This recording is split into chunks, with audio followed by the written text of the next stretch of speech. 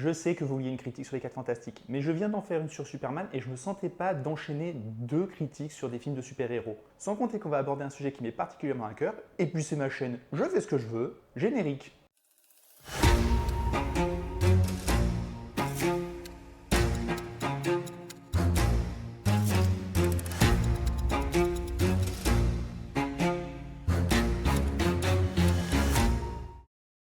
Bonjour à tous, j'espère que vous allez bien. Aujourd'hui, on va parler vidéo club. Et là, les plus jeunes d'entre vous doivent se demander « Mais Nico, c'est quoi un vidéo club ?» J'arrive pas à savoir si je suis juste vieux et les jeunes effectivement ne connaissent pas le vidéo club ou si je suis juste un vieux con qui part du principe que les jeunes ne connaissent pas le vidéo club. Quoi qu'il en soit, le vidéo club était un lieu où on allait louer des cassettes puis des DVD pour regarder des films chez soi. Dites-moi au moins que vous savez ce qu'est une cassette. Une sorte d'ancêtre de Netflix. Et je ne peux pas mieux dire parce que Netflix, avant d'être la plateforme de SVOD qu'on connaît, était une chaîne de vidéoclub. C'est juste qu'ils ont été des pionniers en voyant l'arrivée d'Internet et qu'ils ont décidé de transférer leur commerce sur Internet, toujours pour de la location, avant de devenir la plateforme qu'on connaît. Et le vidéoclub, parce que je suis vieux et que je suis bientôt à la retraite, ah non, c'est vrai qu'il leur possède 30 ans. Eh bien, le vidéoclub, c'est une grande partie de mon enfance. J'y allais très régulièrement avec mon père. Ce plaisir d'explorer des rayons remplis de films, d'être attiré simplement par une jaquette et de rentrer avec 2, 3, voire 4 films sur lesquels tu ne sais absolument rien. Parce qu'aujourd'hui, même le film le plus obscur, vous pouvez trouver sa bande-annonce sur YouTube.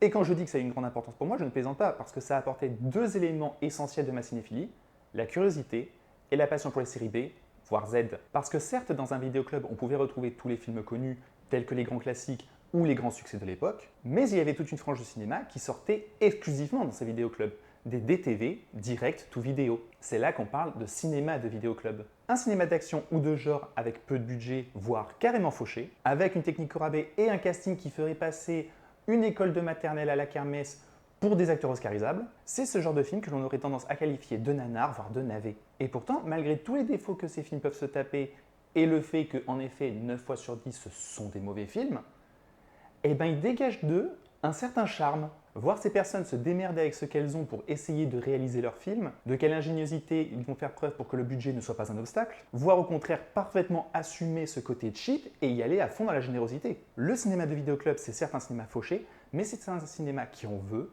qui expérimente, qui tente et qui essaye de donner au spectateur une expérience différente de ce qu'il a au cinéma traditionnel. Avec aussi des incompétents opportunistes, faut pas déconner. Mais en tout cas, le cinéma de vidéoclub était à une époque un vrai genre à part entière, avec un public qui lui était dédié, et des stars qui en étaient les égéries, comme Chuck Norris, Steven Seagal pour l'action, ou Roger Corman pour l'horreur. Et personnellement, ce cinéma foireux mais surprenant, il me manque beaucoup. Parce qu'il ne faut pas se mentir, si on a aujourd'hui toujours des mauvais films, ben je ne retrouve pas cet esprit vidéoclub que l'on a pu avoir à une époque. Et ce pour plusieurs raisons. La première étant, les vidéoclubs ont disparu, donc le cinéma de vidéoclub a disparu aussi. On aurait pu retrouver cet esprit dans les plateformes de SVOD, mais c'est un autre problème, elles n'en proposent pas. Lorsque vous alliez au vidéoclub, vous preniez le film à l'unité, donc vous aviez le choix. A l'inverse, Netflix, Apple, etc., ce sont des catalogues. Il faut donc que la vision d'ensemble donne envie au plus de spectateurs possible. Mais déjà, les amateurs de genre, il n'y en a pas énormément.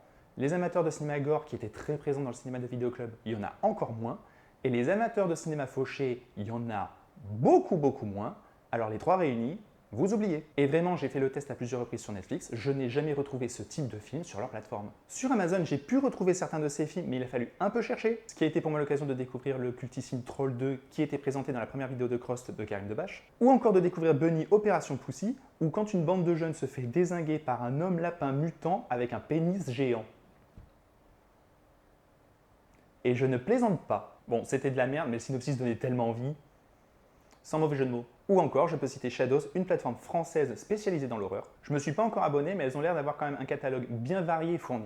Mais au-delà du fait qu'il n'y a plus beaucoup de propositions, ou en tout cas qu'il est plus difficile de découvrir ces films, bien, il faut reconnaître aussi que les quelques représentants les plus célèbres ont tendance à se moquer d'eux-mêmes. Le meilleur exemple étant Asylum avec les Sharknado. Asylum a toujours été une boîte qui faisait des films avec un budget ridicule, aux effets spéciaux absolument immondes et au scénario bâclé. Un esprit très vidéoclub en soi. Sauf qu'avec le temps, leur façon de vendre les films a complètement changé. Ils se sont mis à adopter une position davantage moqueuse et cynique envers leurs propres films, devenant davantage en « vous avez vu comme nos films sont trop nuls, c'est trop drôle ».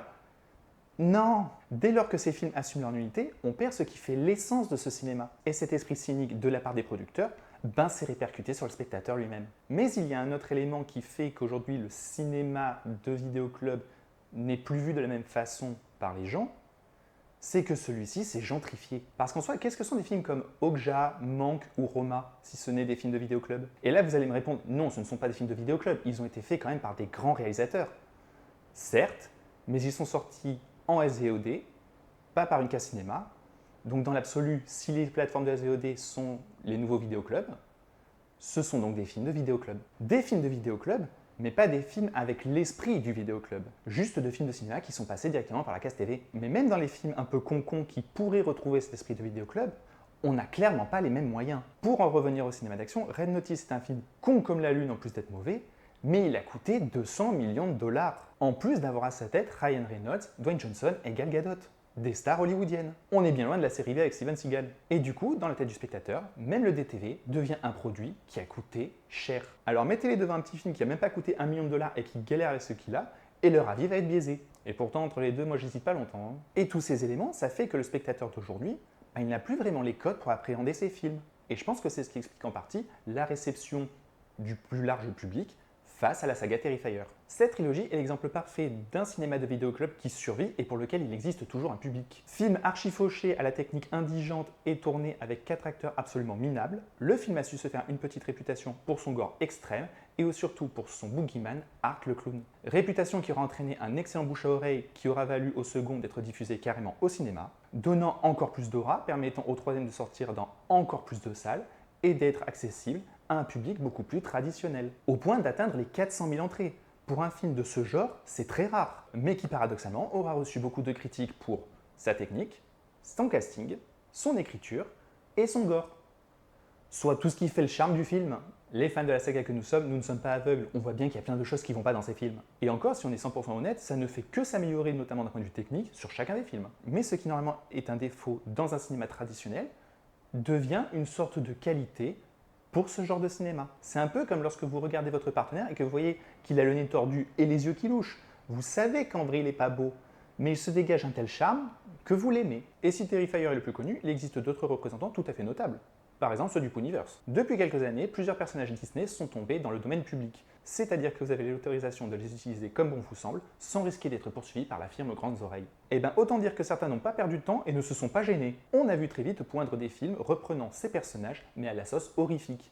Et notamment ceux de ce que l'on appelle le Ponyverse. Le Ponyverse parce que le premier film de cet univers étendu était dédié à Winnie l'ourson, Winnie the Pooh, Ponyverse. Et autant le premier est une merde infâme qui pue l'opportunisme, dès le deuxième, je trouve qu'il y a un gap de qualité assez incroyable. Certes, Winnie the Pooh était nul, mais il a fonctionné auprès du public et donc a rapporté pas mal d'argent. Mais plutôt que de juste engranger le pognon, les producteurs se sont dit que ce serait bien de le réutiliser pour les suites. Et ça se voit. Il y a plus de créatures, de meilleurs maquillages, davantage de victimes, de meilleurs effets gore, c'est plus généreux. Et même d'un point de vue technique, je trouve que c'est vraiment pas mal. Il y a du travail sur la lumière, il y a certains effets de mise en scène très sympas.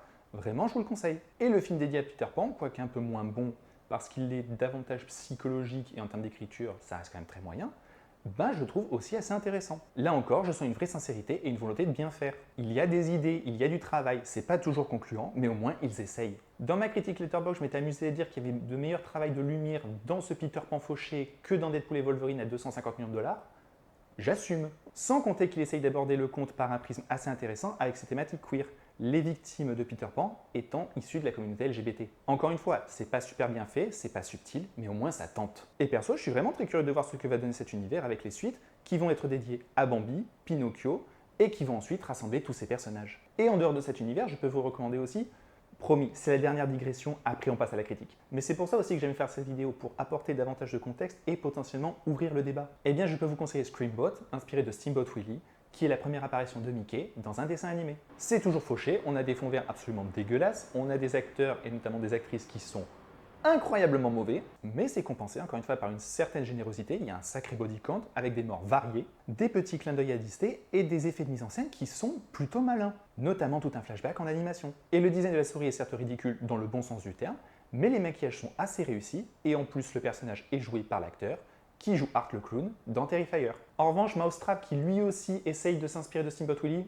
regardez pas, c'est à chier. Mais lorsque je parle de cinéma de vidéoclub, ce ne sont pas forcément des films qui vont sortir au vidéoclub. Je parle avant tout d'un esprit de cinéma de vidéoclub. The Raid, dans l'absolu, c'est juste l'histoire de policiers qui vont essayer de récupérer un immeuble d'un gang et se battre pendant 2 heures. Ça aurait parfaitement pu être un film de vidéoclub, la seule différence étant qu'avec ce film, on a du talent devant et derrière la caméra. Encore plus vrai pour des films comme Anaconda, Lake Placid ou Peur Bleue, qui reprennent le bon vieux trope de une bande se fait attaquer par un animal. Ça, pour le coup, en vidéoclub, vous en aviez des dizaines. Et tout ce que je dis depuis tout à l'heure fonctionne avec le film qui va être le cœur de cette vidéo. Il est temps enfin d'aborder la critique sur Dangerous Animals. Who's this guy?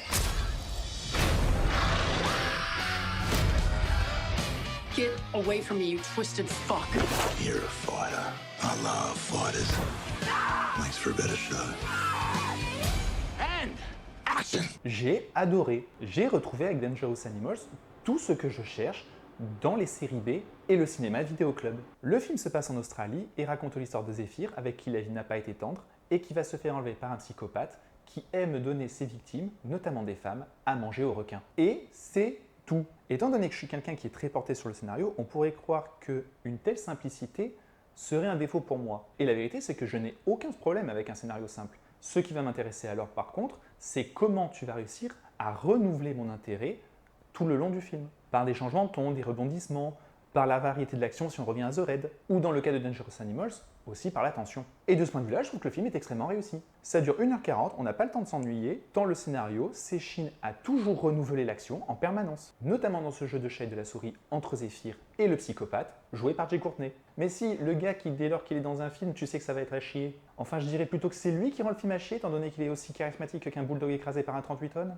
Mais pour le coup, là, il est employé parfaitement. Son surjeu marche très bien pour incarner ce psychopathe qui aime se pignoler sur des gens qui se font bouffer par des requins. Bon, ok, il se pignole pas, mais on n'en est pas loin. Mais pour en revenir à l'efficacité du film, le scénario sait parfaitement lorsqu'il doit rabattre les cartes pour renouveler notre intérêt. Et ça fonctionne parce qu'on a deux personnages qui sont particulièrement malins. Jay Courtney a l'avantage du terrain vu que tout le film se passe sur son bateau et donc c'est exactement comment réagir à chaque situation. Et de son côté Zephyr, que l'on va développer un peu plus, est quelqu'un qui est extrêmement réactive et ingénieuse. Et donc le spectateur s'amuse de voir la réaction de chacun aux actions de l'autre, ce qui n'empêche pas en plus le film d'avoir une bonne tension. Tension que l'on retrouve aussi surtout dans les scènes avec les requins. Alors apparemment, étant donné l'affiche, le titre, et comme il avait été diffusé aux séances de minuit, il me semble, à Cannes, eh bien certains ont vu le film comme un film de requins. Ce n'est absolument pas le cas. Il y a des requins, mais ce n'est pas un film de requins. Mais quand ils sont là, ils sont là. Hein. Pour un film qui a coûté seulement 2 millions de dollars, le film ne pouvait pas abuser sur leur apparition. Et du coup, le réalisateur Sean Byrne devait faire preuve d'ingéniosité pour les utiliser au mieux. Et perso, je trouve que ça marche du feu de Dieu. Je trouve même qu'il est encore plus malin que ça, parce que l'attention est mise sur les requins pour qu'on en vienne à oublier le personnage de Jay Courtney avant de rappeler que non, la menace c'est lui. Hein. Le personnage de Jay Courtney est certes secoué du bocal, mais il reste intelligent, réfléchi, et donc terrifiant, sans compter son côté imprévisible. Et donc dans cette montagne de 1m85 et qui a l'air d'avoir pris du poids pour le rôle face au petit gabarit de Zephyr, ça le rend immédiatement imposant. Et pourtant, cette dernière ne se laisse pas faire grâce à un caractère bien trempé. Elle n'en est pas pour autant surhumaine, loin de là, mais elle n'hésite pas à l'affronter. Et pour tous ces éléments, et pour d'autres encore, Zephyr, c'est un personnage que j'aime beaucoup. Au-delà du charisme de Assia Harrison qui joue énormément, faut dire que Zephyr est peut-être une des Final Girls les plus badass que l'on ait eues ces dernières années. Je suis désolé, Sœur Carpenter, je vous aime bien, mais vous lui arrivez pas à la cheville. Dès le début du film, on nous montre qu'elle est sacrément cool, mais même à ce moment-là, je n'imaginais pas jusqu'à quel point elle pourrait aller pour s'en sortir. Mais même sans ça, tout le traitement de son personnage est assez intelligent en fait. Dès le début du film, on nous la présente comme vivant dans sa camionnette. Elle a passé toute son enfance à aller de famille d'accueil à famille d'accueil. C'est donc une personne seule ayant dû très vite apprendre à se débrouiller. Une débrouillardise qui nous est illustrée lorsqu'elle cache un pot de glace dans sa boisson pour ne pas avoir à la payer. Mais malgré tout qui n'est jamais dans l'abus puisqu'elle se contente de manger des brioches pour caler sa faim. Elle fait avec les cartes qu'elle a en main, fait preuve d'ingéniosité, mais jamais aux dépens des autres. Elle s'adapte. Mais ce que j'aime vraiment, c'est comment ce film va aussi un peu détourner les clichés du cinéma de genre. Notamment dans sa relation avec Moses, le cliché de l'ultra beau gosse qu'elle va rencontrer dès le départ. Très vite, elle va coucher avec lui, ce qui dans le cinéma d'horreur s'apparente à deux choses. Tu es une salope et tu vas mourir. On va pas se lancer dans une analyse du féminin dans le film d'horreur parce que sinon ce serait trop long. Mais malgré tout, le scénario va prendre le contre-pied. Ils couchent ensemble parce qu'il y a un début d'alchimie, que le fameux Moses, qui est pourtant l'incarnation du cliché du petit bourgeois blanc, lui-même déjoue ses clichés. Et leur rapport, qui en général dans le cinéma d'horreur laisse plutôt place à une mise en scène un peu voyeuriste, eh bien ici, certes, elle est sexuelle, mais elle est avant tout sensuelle. Et même lorsqu'elle s'enfuit, ce n'est absolument pas pour lui reprocher quoi que ce soit, mais davantage pour caractériser les deux personnages. Elle, pour le manque d'affection qu'elle a pu recevoir, et lui par sa capacité de compréhension et son romantisme. C'est peut-être le seul vrai point négatif d'ailleurs que je donnerais au film, le côté un peu trop sucré de leur relation. Et encore, par certains aspects, je soupçonne que c'est voulu pour gentiment s'en moquer. Donc déjà, le scénario arrive à se renouveler, à être tendu et à proposer des personnages bien plus intéressants que ce que leurs stéréotypes laisseraient penser. Mais en vrai, en termes de thématique, il y a aussi des choses à dire. Je veux dire, une jeune femme forte mise face à une espèce de summum du cliché du masculinisme qui se prend pour un requin et se compare à eux en permanence, qui est lui-même mis en opposition face à une version de la masculinité beaucoup plus moderne, beaucoup plus jeune, qui est davantage dans la compréhension et l'écoute, c'est clairement un film féministe. Je sais, j'ai dit que je voulais pas, mais revenons 2 secondes sur le concept de Final Girl dans le cinéma d'horreur. Le concept de Final Girl est là pour désigner dans le cinéma d'horreur, et notamment le slasher, la dernière survivante d'un groupe face à un tueur ou à une créature. Et ce concept a plutôt tendance à s'appuyer sur une sorte de représentation des clichés de la pureté. En général, la Final Girl ne boit pas, ne se drogue pas, ne couche pas, voire est croyante. Au contraire de l'autre cliché de la blonde qui couche avec le premier venu et qui est toujours la première victime. C'est paradoxal, depuis toujours le slasher est la bête noire des associations d'intégristes religieux, et pourtant, en termes de concept, la seule survivante est celle qui leur correspond le plus. De là à dire que le slasher serait intégriste et misogyne, on va pas aller jusque-là. Mais ça reste un débat passionnant. Après, avec les années, ce cliché a eu tendance à être un peu tordu, mais il en existe toujours quelques traces. Et bien ici, c'est tout l'inverse. Zéphyr couche avec un homme qu'elle vient à peine de rencontrer. Elle n'est en aucun cas prude, coincée ou autre cliché du genre. Et pourtant, cela n'est jamais retourné contre elle, cela n'est jamais représenté comme un défaut, et elle reste toujours notre héroïne. Et pour appuyer la métaphore sur le féminisme, on pourrait revenir sur le personnage de Jay Courtney qui certes est terrifiant, mais est pathétique chaque fois qu'il se compare à un requin.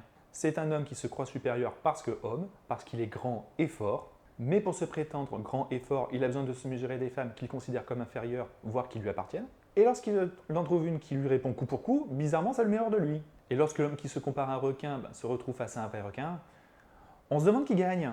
Dangerous Animals ne réinvente aucunement la roue. C'est une petite série B qui a parfaitement conscience de son budget, mais qui sait comment l'utiliser et donc reste d'une très grande efficacité. Le rythme ne baisse jamais, les situations sont toujours renouvelées, il y a de l'action, il y a de la tension, les personnages sont bien écrits et le scénario, aussi simple soit-il, est bien plus intelligent qu'il ne le laisse penser. Et en plus d'un point de vue technique, c'est ultra carré avec une bonne mise en scène, une jolie photo, des bons effets spéciaux, même s'ils sont un peu visibles sur certains plans.